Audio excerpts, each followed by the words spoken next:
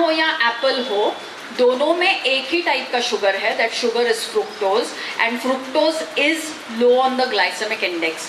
तो आप जितना फ्रेश फ्रूट से फ्रुक्टोज खाओगे उतना आपके लिए बेहतर है। That's all that there is. American Diabetic Association भी मैंगो को अप्रूव करता है क्योंकि मेक्सिको में मैंगो ग्रो होता है। तो मतलब बाहर के लोग are somehow able to apply their common sense, we are unable to, so we have to start doing that. Sorry. Yes. Hi ma'am.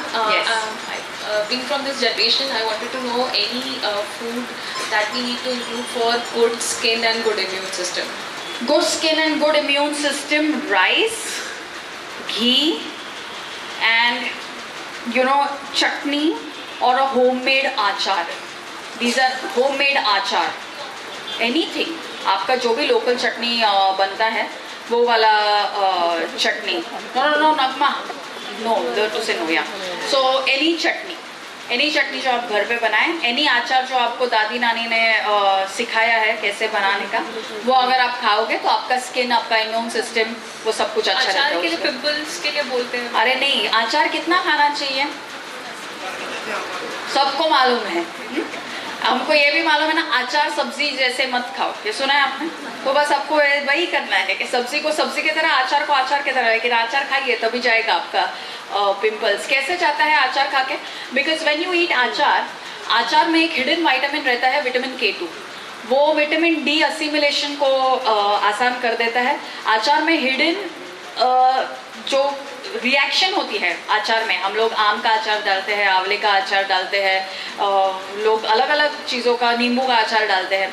All these achars go through a process called as lacto fermentation. ये जब lacto fermentation होता है और lacto fermented food जब हम लोग खाते हैं तो हमारा B12 का असिमिलेशन बेटर होता है। B12 का असिमिलेशन बेटर हो गया तो हीमोग्लोबिन की मात्रा बढ़ती है। अगर हीमोग्लोबिन की मात्रा बढ़ गई तो स्किन, ओवरीज को ऑक्सीजनेशन ज़्यादा अच्छी तरीके से पहुंचता है।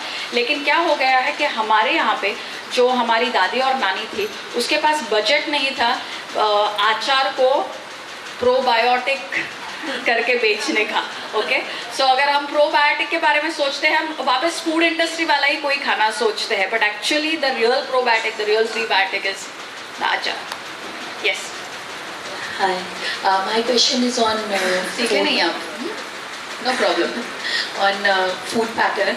Like there's one school of thought which says that we should eat every 2 hours because of our metabolism, whatever. There's another school of thought which is like age old, like Jainism very strongly believes in it, which is intermittent fasting. Like you have an eating window and a fasting window. You eat like 8 to 10 hours a day and then fast from 12 to 16 hours a day. So which is a right concept? Because there's a lot of confusion. Anyone that appeals to you, that's number one. Number two, what we have to do is, we have to realize, आप छोड़ दीजिए mic, is that आजकल even with fasting and spirituality we have become very greedy. अगर हम लोग fasting के बारे में भी बात करते हैं तो हम लोग सिर्फ वेट लॉस के तरफ से उसके बारे में बात करते हैं। Jainism had many things, where are those other many things? Where is the ahimsa? Where is the satya?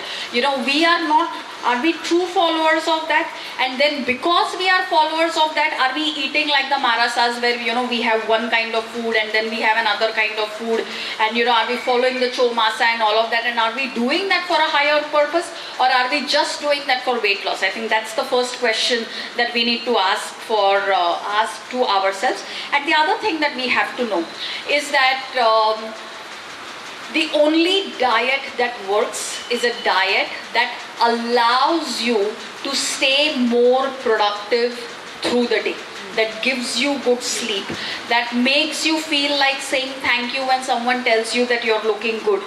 Okay, when someone tells you you're looking good and you turn around and say अरे नहीं किधर, ये dress के वजह से तू इधर से देख मेरे को, and all of those things, then it's not a good diet. So be on a diet that you think you can follow for the rest of your life. Okay, thank you. अरे एक ही question, Jainism, one question. हो गया आपका question पूछ के, next person please. If you want a detailed answer on metabolism, you can read my book. Don't lose out for full details है उसमें. Hello ma'am. Yes. Ma'am मैं पूछना चाहती हूँ कि दिन में कितने बार खाना चाहिए? मतलब हमारा इंटेक दिन में 3 बार 4 बार. Okay, all right. I'll answer this. You know lot of times we feel कि हमारे पूर्वजों ने सिर्फ 2 बार खाया है, करेक्ट? तो दिवाली में आपने देखा होगा या आपने डायबिटिक पेशेंट को भी या सबके लिए ही मैं बोल रही हूँ, यू नो हम लोग ऑलमोस्ट डायबिटिक्स ऐसे अछूत मान के, यू नो डायबिटिक्स एक मिनट, डायबिटिक्स डायबिटिक्स हो या जो भी, हर ह्यूमन बीइंग को, हर ह्यूमन बीइंग कैसे खाता था was number one dependent on their profession, because what human intelligence has always done is that they have eaten in a way which allows them to optimize their productivity. So that's the first thing. Does it improve your metabolic health? You know, that's the second thing that you have to think about. Third thing is हम लोग को बहुत बार ऐसा लगता है कि हमारे पूर्वज सिर्फ 2 ही बार खाते थे, तो ये जो इतनी सारी शरबत बनाने की परंपरा हुई वो किसने बनाई? ऑलराइट, जो चकली, शंकरपारे, मठरी बनाने की जो परंपरा हुई वो किसने बनाई? छाछ वगैरह बनाने की परंपरा किसने बनाई? आपके यहाँ से you know there are people who like drink sugar cane juice, वो किसने बनाई? बीच में फल खाना वो कहाँ से आया? मुट्ठी भर के सिंगदाना खाना वो कहाँ से आया? So if we are thinking about tradition, then at least we need to step back and think about how many things exist in our tradition, and then we should think कि अगर मैं डायबिटिक हूँ या मैं normal person, diabetic भी normal ही person होता है, और डायबिटीज़ रिवर्स भी होता है, और खा पी के रिवर्स होता है, या but you have to follow all of the basics thing. So finally you know lot of times you like अरे किसका डाइट फॉलो करें? तो जो खाने वाला है उसका डाइट फॉलो करो, जो खाता है उसको डिसाइड करना चाहिए. आके थ्योरी मारने में किसका क्या जाता है, you know. So anyone can say anything. Finally what matters is what is working for you. हम सब ने सुना है कि IIT इंजीनियर के साथ शादी करना चाहिए, but you know is it actually going to work? So finally what works is, are you interested in the guy? Then it's going to work. So it's the same thing. Are you interested in the food that you're eating? Then it's going to work for you. Thank you. Thank you ma'am. Yes. Hello ma'am, Hi.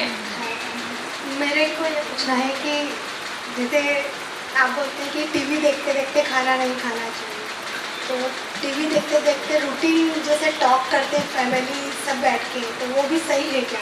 चलेगा अगर TV देखते देखते बात करते हैं?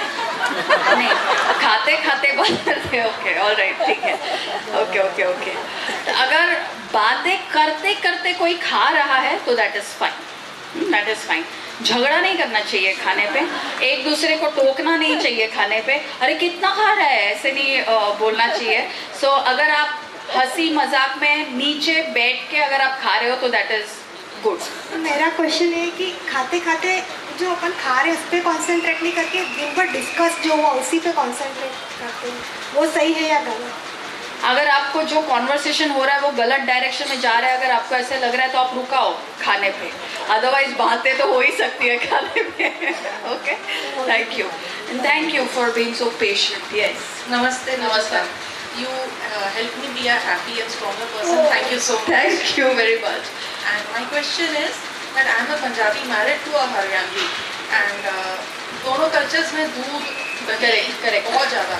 और मेरा बेटा कहता है, 23 साल का मेरा बेटा है, वो आज कहता है कि मेरे को लैक्टोज इंटॉलरेंस है, milk doesn't suit me. How is that possible? मतलब मेरे को लगता है कि अकॉर्डिंग टू यू कि पूर्वज जो खाते आए हैं that should suit you. Absolutely. So देखिए, अगर आप देखेंगे तो हमारे यहाँ पे पंचामृत जो माना जाता है, पंचामृत में maximum things are doodh and dahi, ghee and then sugar and honey. आज ये पांचों चीज़ें हम लोग के लिए पॉइजन के तरह हो गई, हमने मान भी लिया, यू नो. तो क्यों ये पॉइजन की तरह हो गए? Because we are not eating it in the right proportion. Number 1, 23 साल का जो बेटा है उसका उम्र ही ऐसा है भटकने का अभी currently, you know. So he will come back on track, know that. And the other thing that you must know is that if they eat good food then they will be able to overcome all kinds of intolerances and allergies, including lactose, including gluten intolerances and allergies. If you want him to have milk, if he doesn't like milk, don't force him, because he loves milk, then he can have milk. तो फिर fresh गाय का दूध या even fresh भैंस का दूध is a good idea. And if he is really worried about कि कितना मेरे को डाइजेस्ट होएगा या नहीं होएगा, then one of the good ways of ensuring that the milk that you're drinking is well digested is to add a little bit of nutmeg or jaifar in it, and then that works. All right. Thank you so much for being such a patient and kind audience and having me here. Thank you. Thank you for arranging this. Thank you so much, Rajita.